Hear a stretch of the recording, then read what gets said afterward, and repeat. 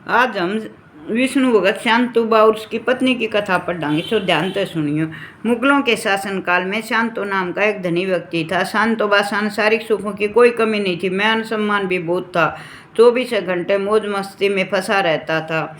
सच्चे आनंद का उसे सौपन में भी ध्यान नहीं था। भगवान की लीला विचित्र है। वह चाहे राय को पहाड़, पहाड़ को राय बना सकती है, महामूर्ख को परम ज्ञानी बना सकती है। उनके कृपा दृष्टि होती है, मनुष्य के जीवन में अद्भुत परिवर्तन हो जाता है। उसी अक्षर सन्मार्ग और भगवत प्रेम में लग जाता है।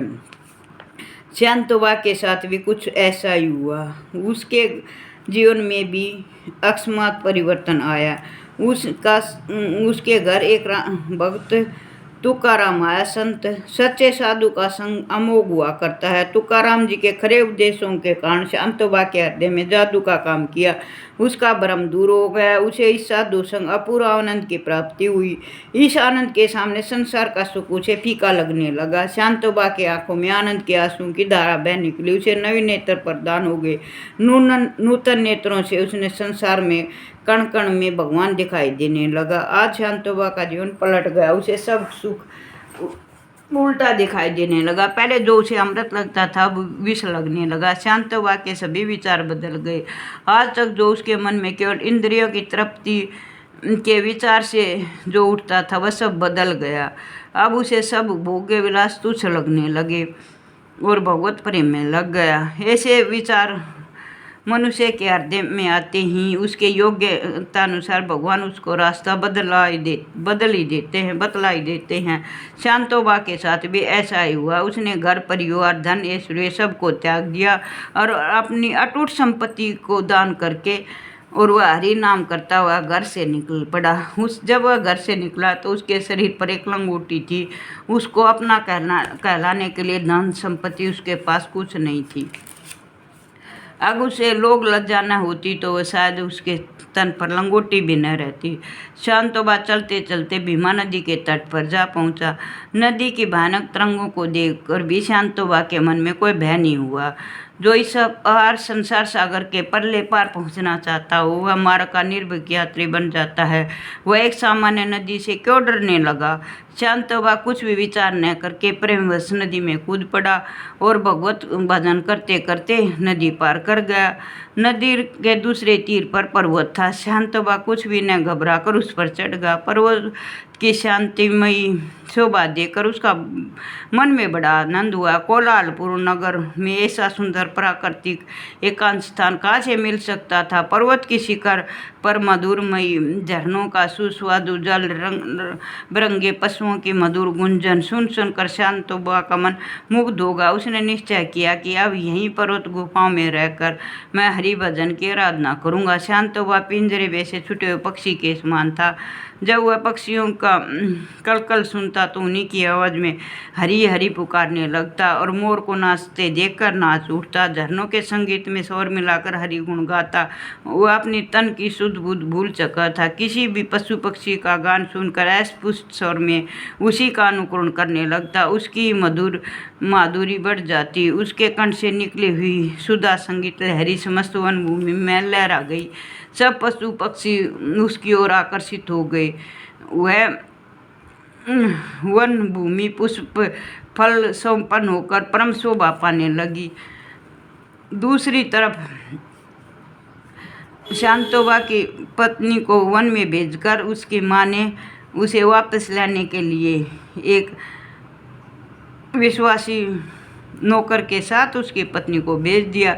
शांतोबा की पतिव्रता पत्नी तो किसी भी बहाने पति के चरण दर्शन करना चाहती थी। सास की आज्ञा लेकर वह विश्वासी आदमी के साथ पति को लौटाने के लिए चल पड़ी। रास्ते में पतिव्रता को बड़ा आनंद हो रहा था।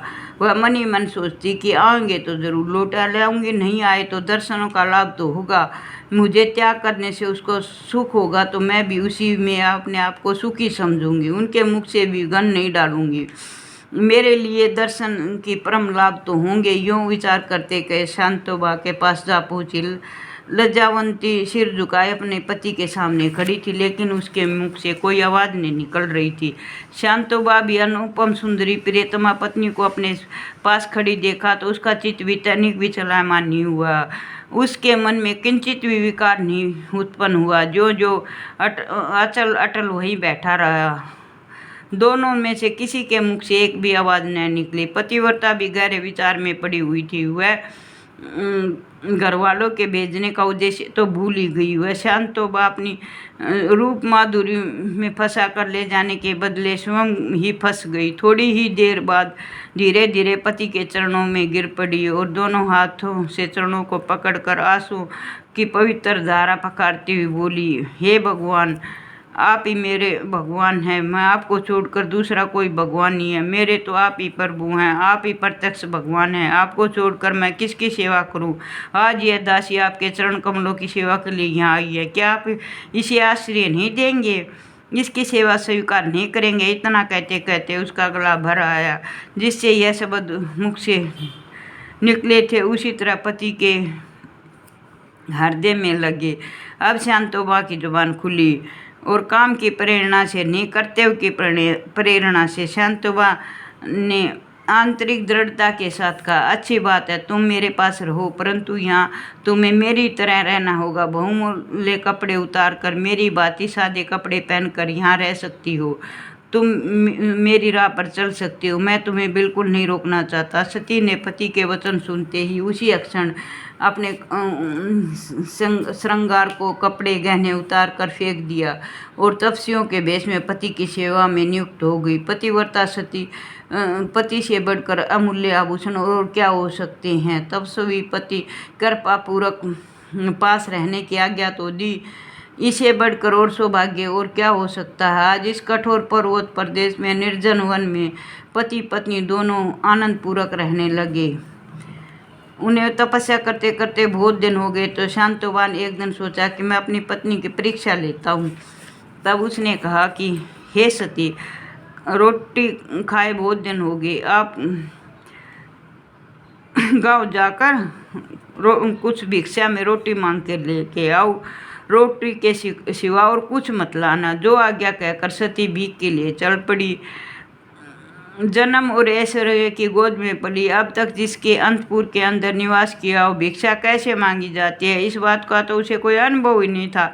शांतोबा की पत्नी आज पति की आज्ञा पाकर पर्वत के उस कंकर भरे रास्ते को लांघती हुई भीख मांगने जा रही थी। उसके अंग में न तो कोई आभूषण था, न पहनने का कोई सुंदर वस्त्र था, न केसों में तेल था, परंतु फटे पुराने वस्त्रों, बिखरे बालों में आज उसकी शोभा अकथनीय थी। पतिव्रता का सम्मुख तेज उसका मुखमंडल जगमगा रहा था। आज जो उसे देखता वह सब उसे वन देवी समझकर प्रणाम कर रहे थे। धन्य है भारत माता का सती धर्म। गांव में पूछकर सती घर घर भीख मांगने लगी। वह भीख मांगते मांगते देवयोग से अपनी बड़ी ननद के घर जा पहुंची। भाभी को भिखारी के वेश में देखकर ननद को बड़ा दुख हुआ। आंखों में आंसू भरकर बड़ी कठिनाई से आंसू रोककर उसने कहा, भाभी, ये क्या आपने क्या दशा बना रखी है? क्या मेरे बाप दादे की सारी संपत्ति नष्ट हो गई? ननद के वचन सुनकर सती ने कहा कि तुम्हारे भाई ने गृह त्याग दिया है और वैरागी हो गए हैं, इसलिए आप मुझे रोटी का टुकड़ा हो तो दो। तो उसने कही, ठीक है, मैं आती हूँ। घर के अंदर जाकर और वह हलवा पूरी थाल में भरकर तरकारी ले आई। सती ने इन चीज़ों को लेने से इनकार कर दिया, परंतु ननद के बार बार आग्रह करने से वह उस खाने को लेकर चल पड़ी।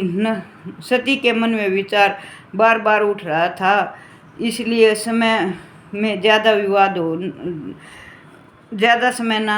में ज़्यादा समय न लग जाए, यह समझकर ननद के हाथ से थाल लेकर वह चल पड़ी। वह रास्ते में विकट रास्ते को कभी गिरती, कभी पड़ती, कभी दौड़ती, ठोकर खाती हुई चलते चलते वह अपने पति के पास पहुंची। शांतोबा ने शांत नेत्रों से थाल को देखा, परंतु उसी क्षण शांत भाव से अपनी पत्नी से कहा कि मैंने आपको हलवा पूरी लाने के लिए नहीं कहा था, मैंने तो कहा था कि रोटी के टुकड़े मांग के लाओ। इनको वापस दे के आओ, ये तपस्वियों का खाना नहीं है। तब वह उसको लेकर गिरती पड़ती फिर वापस चल दी। सती ने गांव में जाकर स्वामी की आज्ञा का पालन किया और मीठे शब्दों में ननद को समझाकर थाल वापस कर दिया और कई घरों से घूमकर रोटी के टुकड़े मांग लिए। अब वह जल्दी जल्दी पर्वत की ओर चल पड़ी। आज सती की पूरी परीक्षा का दिन था। थोड़ी ही देर में घनघोर घटा छा गई, मूसलाधार वर्षा होने लगी, चारों ओर अंधकार छा गया, हाथ को हाथ न सूझता था। ऐसी अवस्था में राह चलना बहुत कठिन होगा, परंतु सती अपने फटे कपड़े के एक पल्ले में रोटी को ढककर धीरे धीरे आगे बढ़ने लगी। आज वह रोटी के टुकड़े सती को अपने अंग से भी महंगे लग रहे थे, क्योंकि उन्हीं से उनके पतिदेव प्रसन्न होने वाले थे। पतिव्रता जाड़े में कांपती हुई किसी प्रकार जो नदी के किनारे पर पहुंची, परंतु अब आगे बढ़ने में बड़ी कठिनाई हो रही थी। वर्षा के कारण नदी में बाढ़ आ गई थी। नदी में न कोई नाव दिखाई दे रही थी, न कोई मनुष्य दिखता था जिससे उसकी सहायता से वह पार जा सके। पतिव्रता चिंता में भीमाने नदी के तट पर खड़ी होकर भगवान को बार बार प्रार्थना करने लगी। हे पांडुरंग, हे पांडव सखा, हे भगवान, हे प्रभु कृपा करिए, हे दयालु, हे कृपा निदान, तुम कहाँ हो? इस दासी की सुधि लो, मुझे इस नदी से पार करवा। भगत की करुण पुकार सुनकर भगवान का आसन डोल गया। सती की करुण वदन सुनते ही भगवान रक्षा के लिए केवट का रूप धरकर उसके समीप आ पहुंचे और गंभीर स्वर में पूछने लगे, बहनी, इस मूसलाधार वर्षा में तुम अकेली यहाँ क्या कर रही हो? भीगते भीगते तुम्हारा शरीर काँप रहा है, इतना कष्ट उठाकर तुम कहाँ जाना चाहती हो? सती इसके उत्तर में एक ही शब्द बोला, हे पांडुरंग, हे श्री हरि, मुझे इस नदी से दूसरी तरफ पार करवाओ, वहाँ मेरे पति भूखे हैं। तब उसने कहा कि केवट ने कहा कि आप मेरे कंधे पर बैठ जाओ। वह देखते ही देखते उसने नदी पार करवा दी। मेरे पति बहुत भूखे प्यासे हैं, पहाड़ पर बैठे मेरी बाट देखते होंगे, मैं नहीं पूछूंगी तो आज उनको उपवास करना पड़ेगा। यो कहते कहते सती का कंठ रुंध गया। पत्थर की सी मूर्ति बनकर केवट की ओर कातर दृष्टि से देखने लगी। अब इस माया से पार उतारने वाले भगवान केवट ने उसे स्नेहमयी दृष्टि से देखा और कन्या की भांति सती को अपने कंधे पर बैठाकर बात बात में उसे उस पार करवा दिया और उसकी पति की कुटी के सामने उतार दिया। इस समय सती को अपने तन की भी सुधि नहीं थी। सती ने का जो ध्यान अपने शरीर पर गया तो उसने वह अपनी साड़ी खींच खींच के रोटी को टुकड़ों को ढकती सारी साड़ी अपनी रोटियों को लपेट दी थी। इस समय उसके अंग पर कोई वस्त्र नहीं था, परंतु इस बात का उसे तनिक भी ज्ञान नहीं था। पति की कुटिया के पास पहुंचकर जो ही उसे पति के सामने रोटी रखी तो वो अपनी साड़ी का पल्ला खींचा तो उसे होश आया। उसने अपने मन में बड़ा दुख हुआ कि हाय, केवट ने मेरे बारे में क्या समझा होगा। लज्जा से भर गई और रोटी से साड़ी उतार कर अपने शरीर से लपेट ली। लेकिन उसका पति तो उसकी कांति को देख रहा था। वह रोटी खाना तो भूल ही गया था और भक्ति पूर्वक टकटकी लगाया आश्चर्यचकित नेत्रों से उसकी अपनी पत्नी की तरफ देखता हुआ सती की कांति में अद्भुत परिवर्तन देखकर चकित हो गया। आहा, जिनके चरण स्पर्श से काठ की नौका सोने की हो गई, जिनके चरण रज छूने मात्र से पत्थर की शिला पत्नी हिल्ला बन गई, जिनके कर कमल के स्पर्श से कुरूपा कब्जा सुंदरी बन गई, शांतोबाद तुम्हारी भाग्यशालिनी पत्नी उसी भगवान स्पर्श से इस सती के तेज की छटा रूप कुछ दूसरी ही हो गई है। उसके प्रत्येक अंग में विद्युत धारा भांति पवित्र तेज बह रहा है। अत्यंत आश्चर्य में डूबा शांतोबा पूछने लगा, साध्वी शीघ्र बताओ, ऐसे विकट काल में तुमने नदी पार कैसे की? पतिव्रता ने कहा, हे नाथ, आपके आशीर्वाद से नदी पार करने में मुझे तनिक सा भी कष्ट नहीं हुआ। मुझे तो यह भी नहीं पता चला देखते ही देखते कैसे नदी पार हो गई। हे प्रभु, आपकी आज्ञा पाकर मैं तुरंत बहन के यहाँ उसे सब्जा बुझा कर हलवा पूरी वापस लौटाया।